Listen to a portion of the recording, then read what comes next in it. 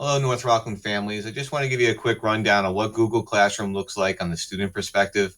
I know we're in a very quick transition here, and we'll be asking for students in some of the grades to be logging into Google Classroom. So I figured it would be a good idea just to show you what that looks like. So all of our students in North Rockland have a northrockland.org email address, okay?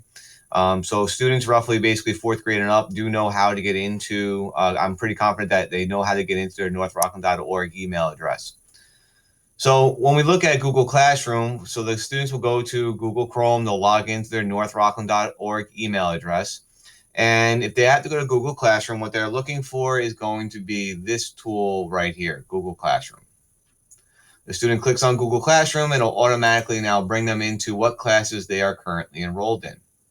Now, right now, students might be being asked to put a class code in and join a class. So what does that look like? We're now in Google Classroom. We're going to go over to the plus sign, and that class code that a teacher has shared with you via email or to the students directly, they're going to type that in right here. After typing in the class code, it's automatically going to bring them into their class that they have been assigned to. So here you see the student is involved in these classes right now at Fieldstone. And now let's just take a look at what it looks like inside of a classroom. So we're going to go into this student's period 2 math class. And as we're looking at the period 2's math class, the actual classroom is broken into 3 different areas. It's broken down into the stream, it's broken into classwork, and then you can see who is in this class as well. So when we have our stream, okay, this is where just general comments can be posted by the teacher, and also assignments will be also posted here as well.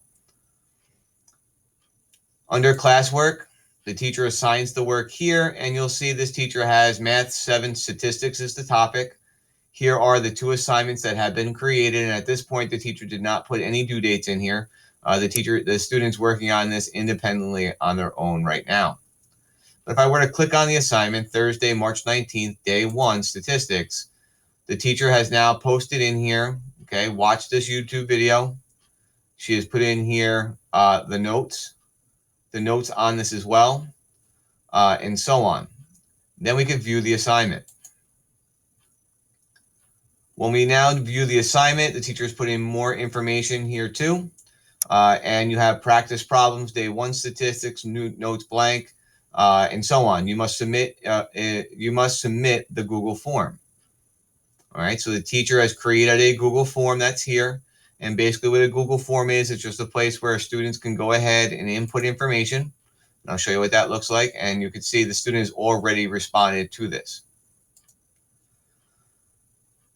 So this is just a quick tutorial on how to use Google Classroom and what the student's experience is looking at. Let's just do a quick review of what we have here.